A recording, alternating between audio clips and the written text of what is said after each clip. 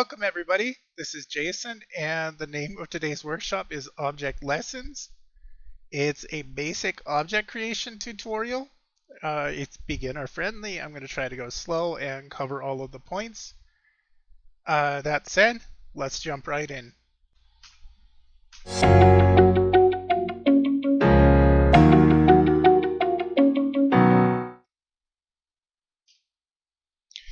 Welcome! So you used Body Shop to recolor a few outfits, and you've made some beautiful walls and floors using Homecrafter. You've mastered the art of making simple recolors for deco objects, and you're ready to take the next big step as a creator. So what is that next big step? For many of us, the next big step is object creation. A refrigerator with jointed doors or a TV with special effects might be beyond your grasp, but creating simple deco objects is achievable for beginners, and that's going to be our focus in this workshop. A little bit of experience with SimPE is helpful. If you don't have that, we have a nice 3-part introduction to SimPE on this Discord's YouTube channel, but otherwise we'll take it slow. I'm scared, Uncle Jason. SimPE is big and scaly and has a lot of moving parts. Will this be difficult? Don't worry, kids. We're not using every part of SimPE. We're not even using 1/10 of SimPE. We're focusing on one process in Object Workshop and 4 specific resources.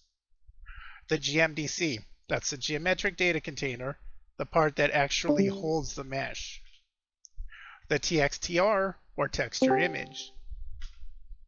The CTSS, that's the catalog description, or the title and description of the object as it appears in the BIMO catalog, and the OBJD, or object data, where we set the price and assign the object a GUID. GUID is globally unique identifier. It's something that tells the BIMO catalog this object is unique. Don't confuse it with one of the Maxis objects.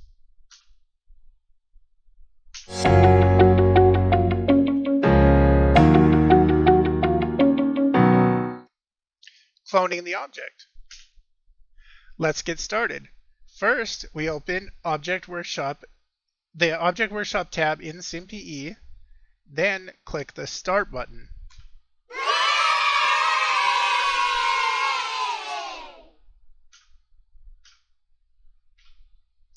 Now we expand Decorative.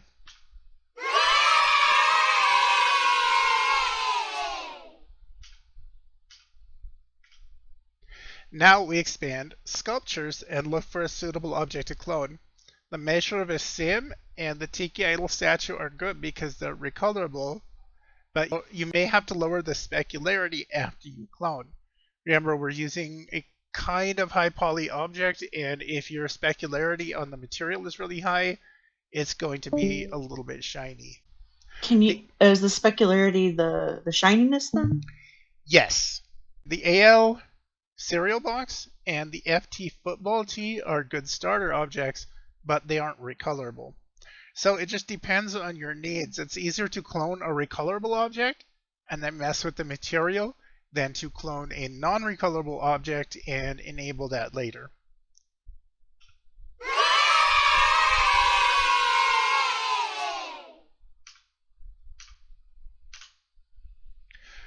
For now, we're leaving the default cloning options as is, and we click Next.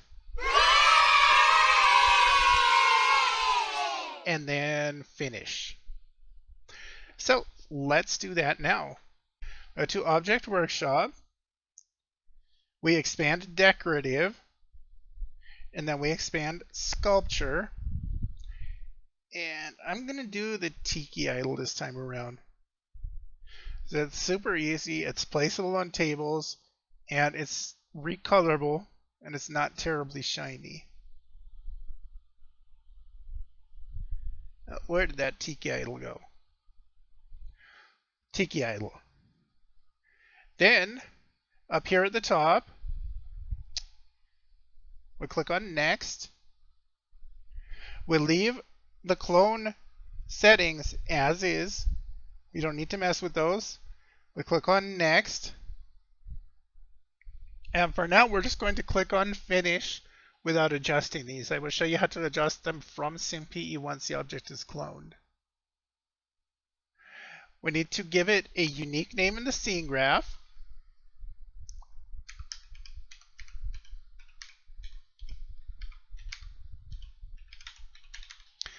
Calling it Workshop Table Gorilla for now because that's a super creative name.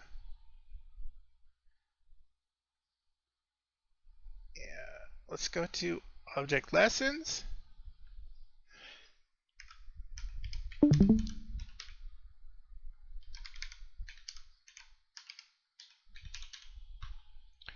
We give it a unique name and save it.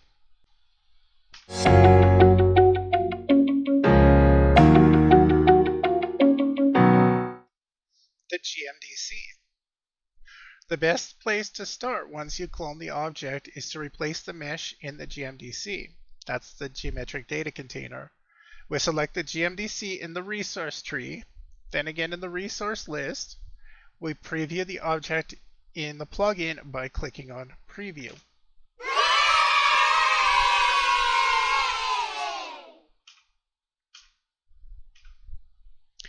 Then we click Import. We navigate to the folder where the mesh is. We click Open and then select Replace in the first dropdown and the subset that you're replacing in the second dropdown. Commit and save. That looks like this. So from Object Workshop, we switch back over to the plugin view. We select GMDC in the resource tree. We select GMDC again in the resource list and click the preview button. So we can see right now we've got the Maxis Tiki idol. We click Import. We select the Gorilla object. I already shared that in the resource post. So if you're following along at home, go ahead and grab that. Let's open. Then you're going to get this pop-up. We select Gorilla from the table here. Instead of Add, we select Replace in the dropdown. That gives us a second dropdown. This dropdown is telling us which subset do you want to replace. So we click Statue in that dropdown. We're going to leave the name exactly the same. Me, because I'm not a huge fan of shadows, I'm going to delete all of these shadow planes, but you can leave them if you want to. It's just not going to give you the right shadow.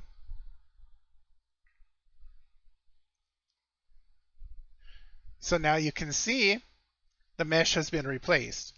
We commit. We save.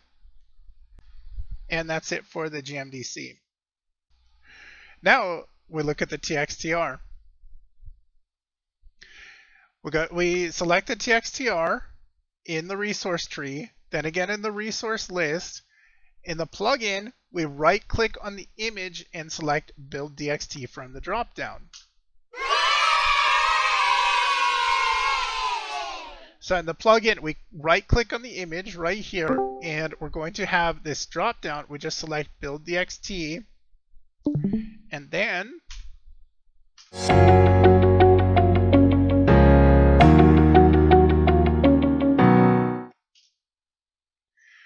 in the DXT Builder pop-up, we click on the Open link and load the texture image. Make sure that the first dropdown is set to DXT3 and the second is set to none. Click Build and then commit and save. DXT3, it provides better texture quality and also enables the alpha channel. So if you have a part of the mesh that's alpha'd out, for example a PNG, and you don't want to show a portion of it, then it will be enabled in DXT3 but not in DXT1. That's kind of what the pop-up looks like. Let's do that now. So we go to the TXTR in the resource tree. I'm going to get rid of that shadow plane because, or that we don't need that, so I'm just going to delete that one. We select the one for the actual gorilla. We right click on this image. We select Build DXT in the drop down. We click Open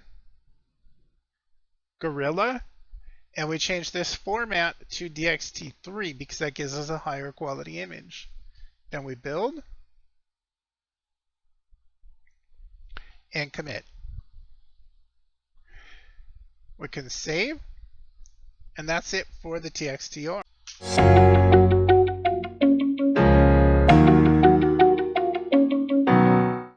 The CTSS. Up next is the CTSS, or catalog description. We select the CTSS in the resource tree, then again in the resource list. In the plugin, we select line 0 and add a catalog title in the text box, and then we select line 1 and add a catalog description.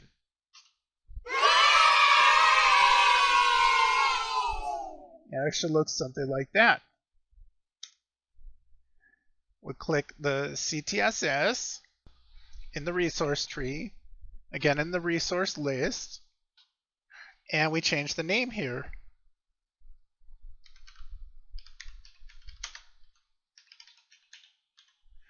We add a catalog title, and we add a catalog description.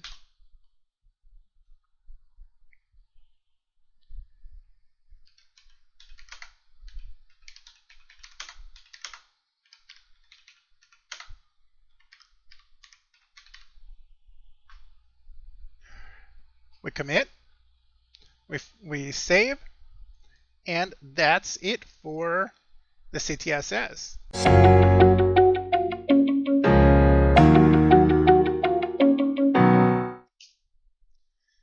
Next up is the OBJD. We select the OBJD in the resource tree, then again in the resource list. In the plugin, make sure that you're on the raw data tab and that the decimal radio dial is checked. Now we can edit the price to a decimal value.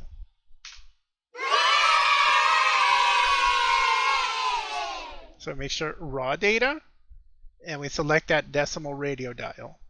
Then we edit the price. That's on section 2, line 12.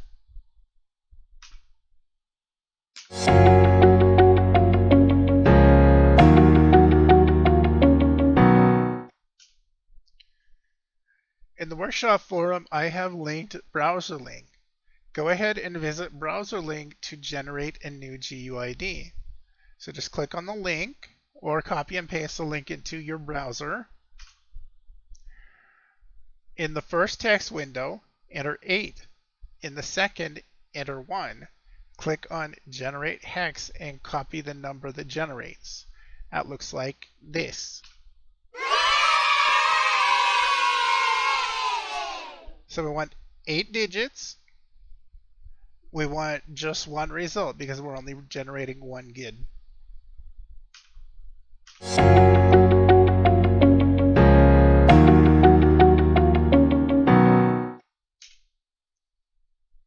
We paste the new value over the existing GUID.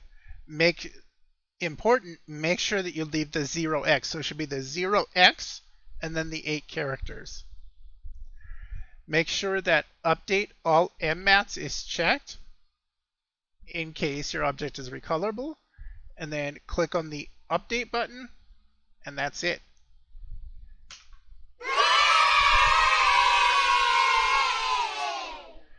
So we make sure that update all mmats is checked. We click on update. We paste the GUID, we paste the GUID first, then check that, then click update, commit, and save. If you don't have mmats, it's fine. Just paste over the number, click commit, and save. What does that look like? So we select the resource tree first.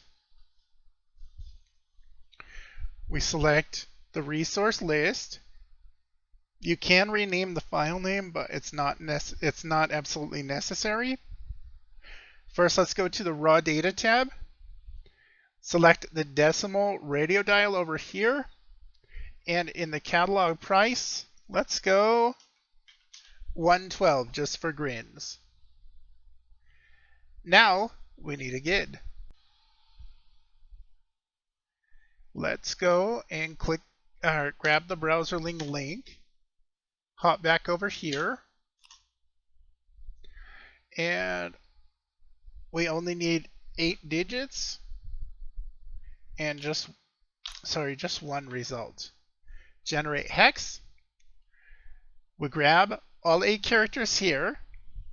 We copy these, hop back over to the OBJD. We paste those 8 characters. We leave the 0x in front. We need that. We paste those.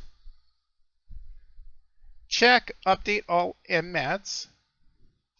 Update, commit, and that's it. We can commit or we can save that. And just to satisfy my curiosity, this should be the GUID that the mmat is now linked to. So we hop up here to the mmat, and that is our GUID.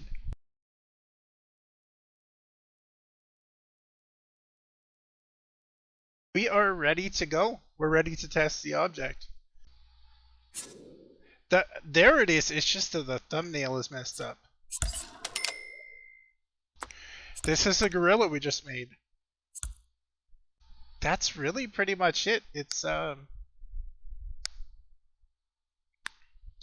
this is how you break into object creating. Start with something simple, a deco object, or maybe even a table, but something without moving parts, and then get back up there.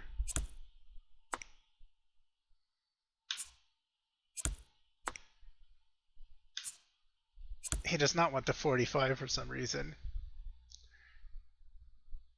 But that's pretty much it. Start to finish, build a deco object.